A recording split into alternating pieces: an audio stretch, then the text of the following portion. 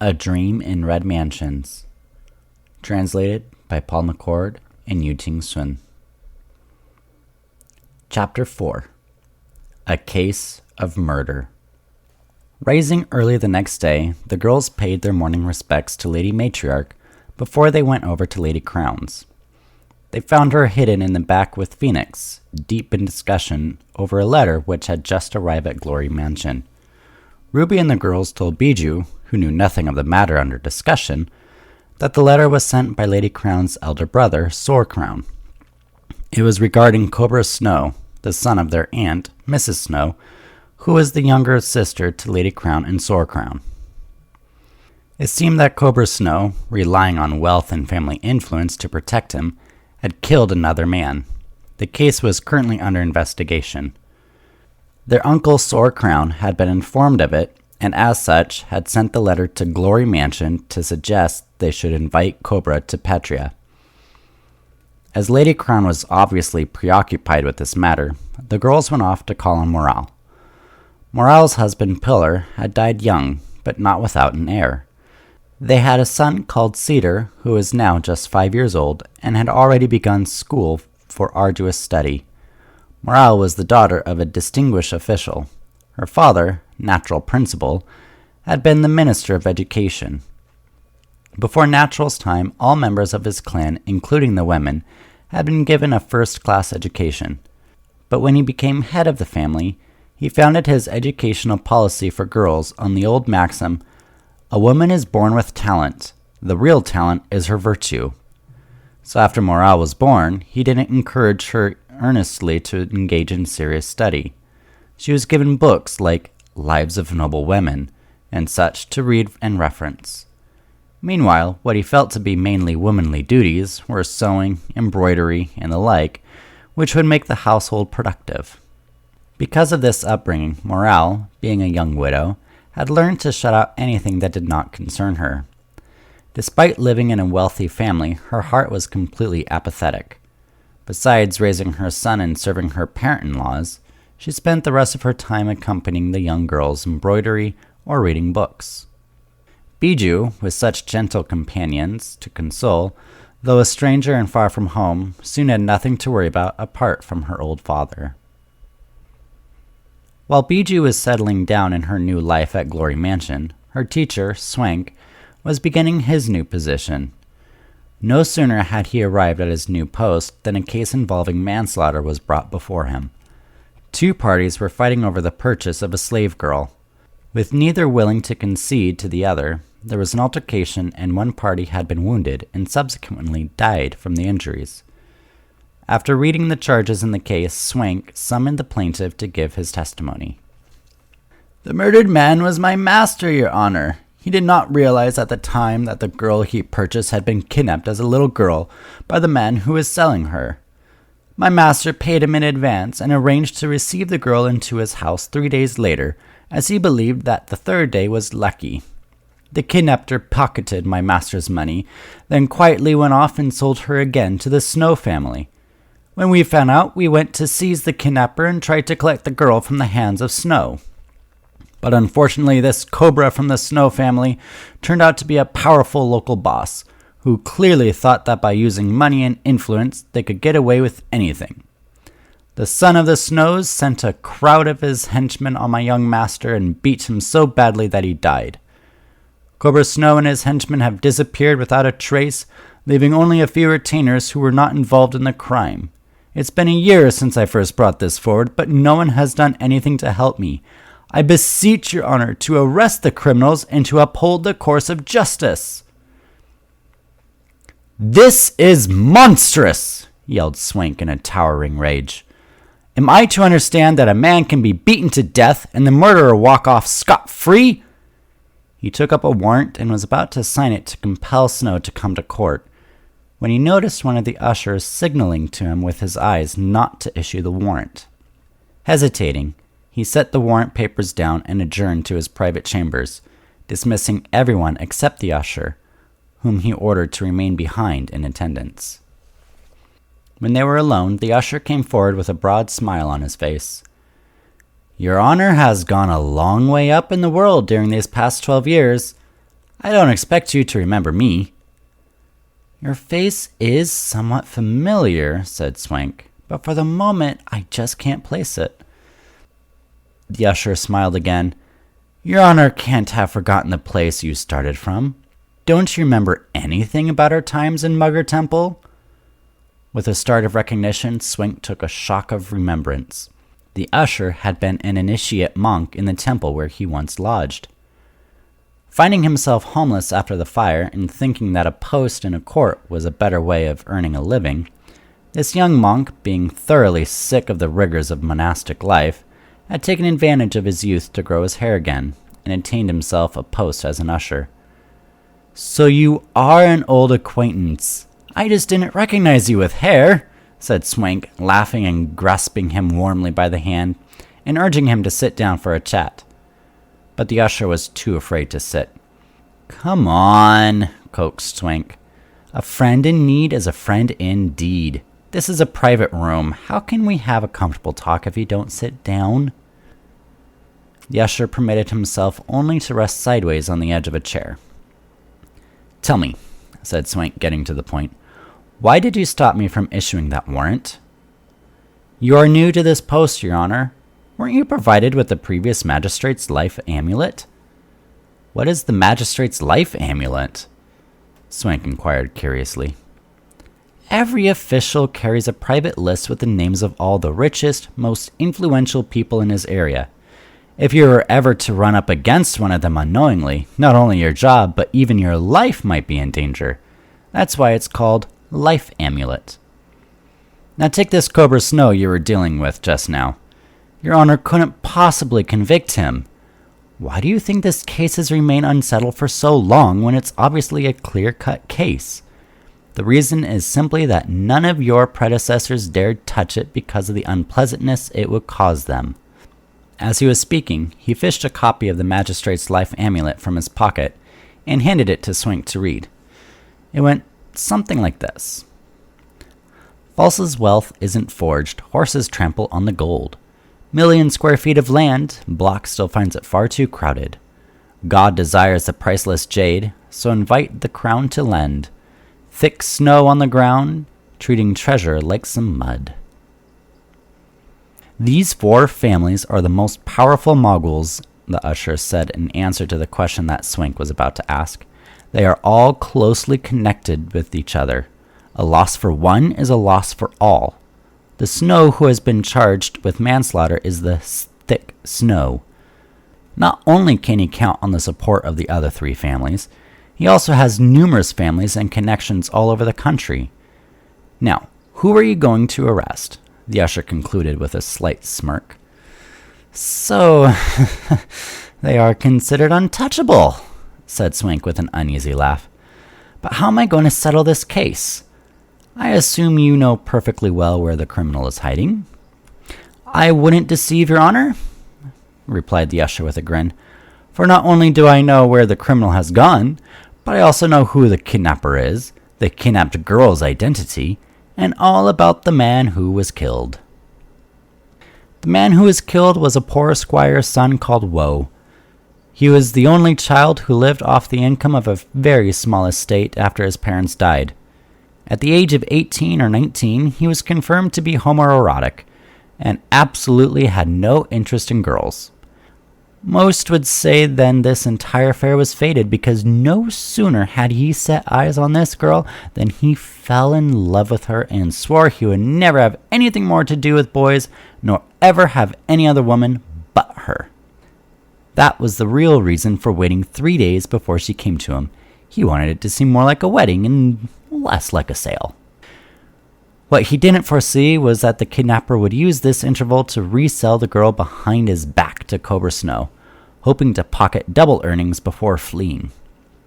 His scam came to light when Woe's party caught him reselling the girl to Snow, and both parties beat the living daylights out of him. Both refused to take back their money and insisted the girl belonged to them. It was at this point that our young friend Cobra called for his ruffians to get to work on Woe. They beat him till he was hardly recognizable and died 3 days later. Long before this happened, young Snow had made arrangements for a journey to Patria. So after killing Woe and carrying off the girl, he set off with his family, calm as you please, on the day they had already arranged to leave. Because of this, there was no question of his running away due to the killing. In his eyes, a matter like taking another man's life was something for his servants to clear up in his absence. But never mind him. Who do you think the slave girl is? How in the world should I know? Said Swank rhetorically. The usher smiled maliciously. You ought to, Your Honor. She is Mercy, the daughter of your great benefactor, Mr. Truth, who used to live next door to Mugger Temple. Oh my, said Swank in astonishment. I had heard that she was kidnapped at the age of 5, but why sell her so long after the kidnapping? This type of kidnapper specializes in kidnapping girls who are about 4 or 5 years old and raising them to their teenage years, then sets prices based on appearance to sell in other parts of the country. When she was little, I used to play with her at the temple nearly every day, so I knew her very well. So when I saw her again, even though it was more than 10 years and she's about 16 now, I could tell it was her. She'd grown into such a fetching young woman in the meantime.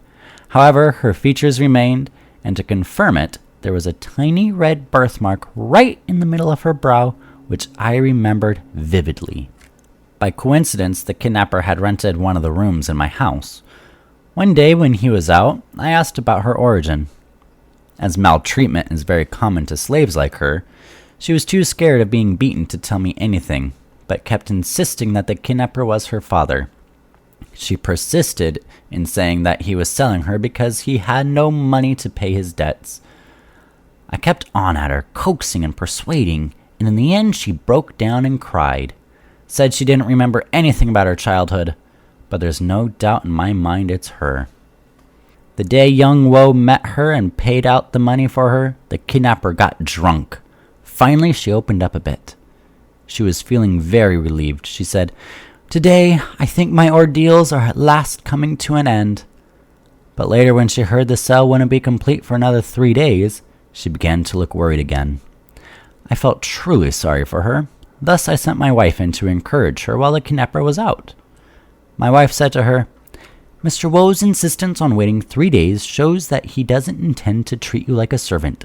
He's a very nice, handsome gentleman, and quite comfortable to live with. Normally he doesn't like girls, yet here he is spending everything he has to buy you. You can tell from that how much he cares for you. Just be patient for another day or two. You've no cause to be downcast." Well, that seemed to cheer her up a bit, and she began to feel that life was going to be worth living.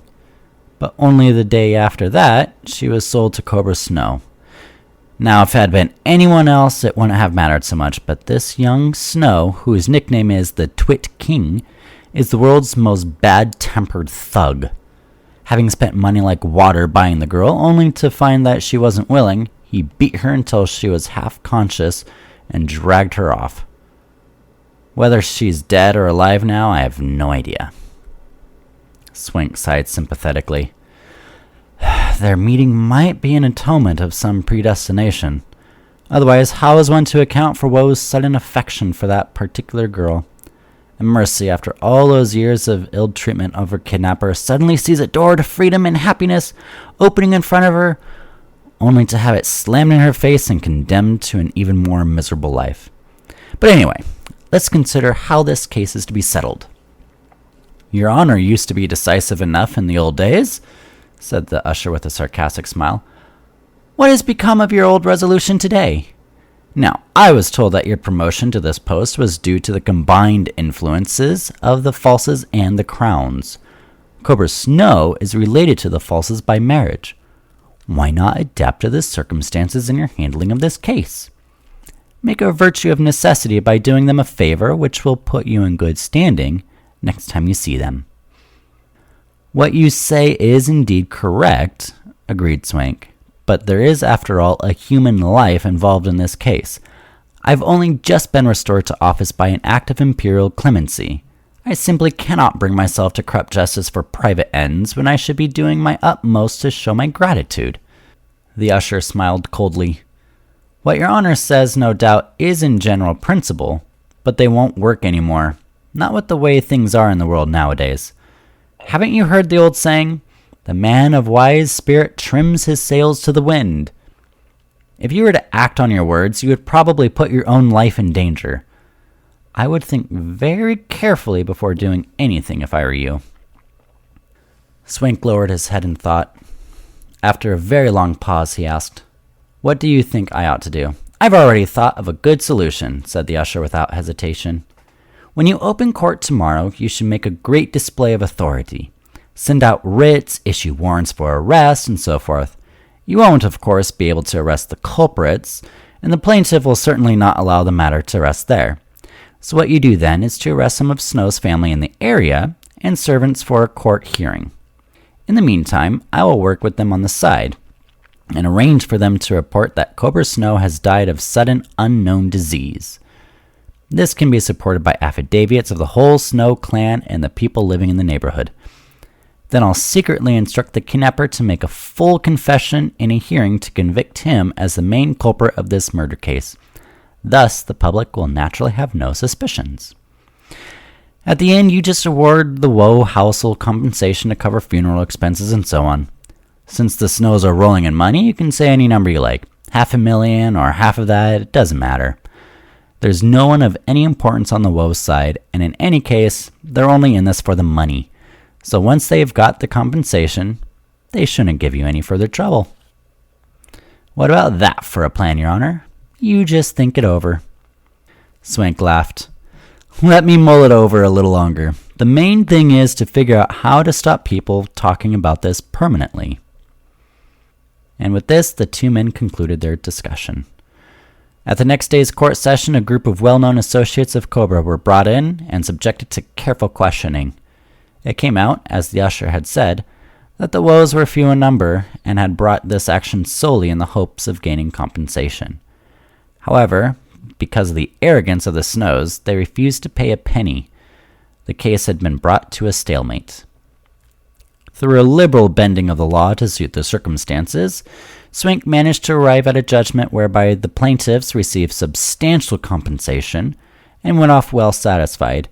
He then hurriedly drafted and sent off 2 letters, one to Throne False and one to Sore Crown, in which he merely stated that their nephew's affair had been settled and there was no further cause for concern.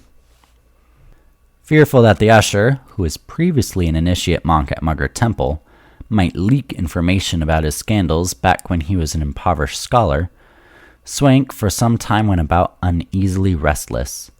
Finally, he managed to catch the usher out in some frivolous misdemeanor and banished him very far away from military service. Afterwards, Swank was able to breathe easy again. Cobra Snow, a 17-year-old, came from a family of business, and as one of the official court purveyors, they received money from the imperial treasury to make purchases for the imperial household. Losing his father when he was young and becoming the sole remaining heir of the family wealth, Cobra was excessively indulged by his doting widowed mother and had grown up into a useless oaf. Being a naturally extravagant young man, although Cobra had been educated after a fashion, he could barely read and write. The greater part of his time was devoted to banquets, gamblings, and outings to those places where trouble exists. Cobra's mother, Mrs. Snow, was now around 40, and besides Cobra, she had a daughter 2 years younger than Cobra, whose nickname was Alloy, a girl of smooth looks and great natural refinement. While her father was still alive, she had been his favorite and given the same level of education as Cobra. She turned out to be 10 times more competent than her brother, but with her father dead and her brother proving incapable of supporting the family, she laid aside her books and devoted herself to needlework and house duties in order to take some of the burden off her mother's shoulders. At this time, the emperor's house was looking for more concubines and ladies-in-waiting to serve the royal family, and thus a widespread recruitment was stimulated among official and distinguished families. Alloy signed up immediately. This circumstance, coupled with the fact that since the death of their father, the managers of the family business throughout the country had profited greatly due to Cobra's youth and ignorance of affairs. Even the family's enterprises in Patria had shown a gradual falling off. With the reputation of Patria being the top prosperous place in the region, Cobra had always wanted to visit. Now, with the great opportunity presented before him, first, for his sister's contest, second, for visiting relatives, third was to reorganize the business. But nevertheless, there was just one agenda, which was to enjoy the tour of another superb nation. As such, their baggage had long been packed with souvenirs for gifting friends and relations, while a date for their departure had long been decided. It was merely coincidence that Cobra encountered the kidnapper when he was reselling Mercy. His eyes shone once they laid eyes on Mercy. Just when he decided to buy her, Woe's family came to collect the girl. After having Woe beaten and subsequently killed, he left with his prize on the settled date, knowing that anything can be taken care of with money, and a case involving murder was nothing but a game. Thus, after enjoying the family affairs to the retainers, he took the family for this pleasurable journey. On the last day, when they were about to enter Patria, they heard news that Cobra's uncle, Soracrown, had just been promoted to General of the Armies with instructions to inspect the front line. The news secretly delighted him. Just as I was worrying about Uncle holding me down and preventing me from having a really good fling, he reflected, the old boy obligingly gets himself popped out of the way. Luck is on my side. He then decided to reason with his mother. Since we have a couple of empty houses in Patria, instead of having them gather dust, why don't we send a team ahead to get things straightened out for us? What's the point of swaggering through the street like that? His mother admonished. Our priority of this journey is to visit relatives, either to your Uncle Crown's or your Uncle Throne's place.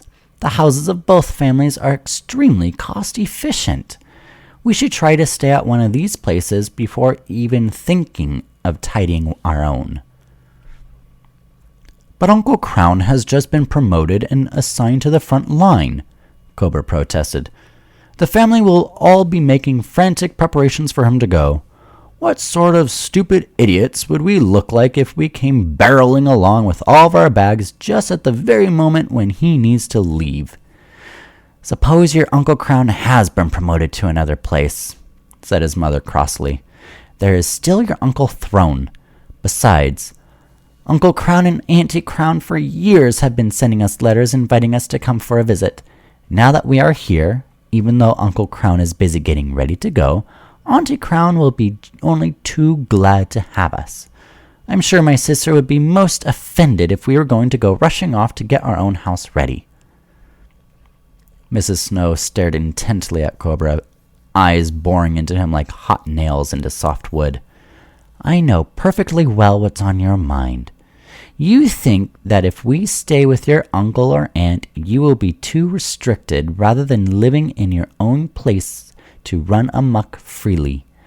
All right, why don't you go off to choose a house for yourself and let me and your sister go to Auntie's without you? I haven't seen her or the girls for years, and I intend to spend some time with them now that we finally have a reason to be here. Experience had taught Cobra that his mother was in an unbending mood and would not budge, so he grudgingly gave orders to the porters to make straight for the Glory Mansion. Lady Crown had just learned that Cobra's manslaughter charge had been resolved by Swank, when she was in gloom of losing her main family contact source with her brother's promotion. A couple days later, the servants suddenly announced that her sister, Mrs. Snow, bringing the whole family with her, had arrived in Patria and was at that very moment outside the gate dismounting from her carriage. Surprised and delighted, she hurried with her women to the entrance of the main reception hall to welcome her sister. The reunion of the two sisters was an affectionate one, in which joy and sorrow mingled. After an exchange of information about the years of separation, they went to see Lady Matriarch and made their courtesies to her. There was then a party to celebrate the arrival of the Snow family, at which the gifts they had brought were distributed. Cobra, meanwhile, had paid his respects to Throne and Jasper, and then was taken to see Thunder and Quartz. Throne then sent a servant to Lady Crown with the following message. Your sister is getting on in years, and our nephew is inexperienced. I fear that he'll get into a crisis again if they are going to live outside. Pearfort in the northeast corner of our property is lying completely unoccupied at the moment, and has a sizable amount of room in it. Invite your sister and her children to stay there for the time being." Before Lady Crown made her attempt to persuade her sister, Lady Matriarch also sent a message to invite Mrs. Snow to stay temporarily, so everyone can be closer. This filled right in with Mrs. Snow's needs, as she had always been wanting to stay. Additionally, her son Cobra would be better watched here than have him live somewhere else. She therefore accepted the invitation with enthusiasm, privately adding the provision that she could only think to stay if it was on the understanding that they were to be responsible for all their own expenses. Lady Crown knew that money was no problem to them, so she consented. Mrs. Snow and her children proceeded to move into Pearfort. Pearfort was a quiet place that had been Duke Glory's retreat during his last years of life. Its buildings totaled not much more than a dozen exquisite frames. With both the reception room in the front and all different rooms behind, it was complete in every aspect. What was convenient was that it had its own outer door onto the street, through which Cobra and the men servants could come and go, and another corner gate on the west-south, leading to a passageway which led into the courtyard east of Lady Crown's compound. Mrs. Snow would, either after dinner or in the evening, gossip with Lady Matriarch or reminisce with her sister Lady Crown. Alloy, for her part, spent her time each day in great contentment, reading or playing chess or sewing with Bijou and the three girls. The only dissatisfied member of the party, at least at the beginning, was Cobra. He had not wanted to stay in the false household, fearing that his uncle's control would prevent him from enjoying himself, but with his mother's stubbornness he was obliged to acquiesce to settling there for the time being. Meanwhile, he sent some of his people to clean up a house outside so that he would be able to move in there later on. But, to his pleasant surprise, in less than 1 month of the residence, he had discovered that many of the young males of the false establishment were of the same idle, extravagant persuasion as himself. Meeting them for a drinking party one day, taking a tour the next, on a third day perhaps gambling or visiting brothels, there were no limits to the depravity of their pleasures, and Cobra, who was bad enough to start with, soon became 10 times worse under their expert guidance. It wasn't that Throne was a slack disciplinarian, incapable of keeping his house in order, but the household was so numerous that he simply could not keep an eye on everyone at once. And in any case, the nominal head of the family was not Throne, but Quartz, who, as the eldest grandson of the senior peace branch, had inherited the founder's office and emoluments, and therefore officially in charge of all the clan's affairs. Throne was also kept busy with public and private businesses of his own, being by nature a quiet, retiring man who attached little importance to family affairs, and tended to use whatever leisure time he had for reading and playing chess. Pearfort was also 2 courtyards away from Throne's compound, and with its own private door onto the street that Cobra could come and go as he pleased, so that he and his young cronies could enjoy themselves to their heart's content. Under these circumstances, Cobra gradually abandoned all thought of moving out.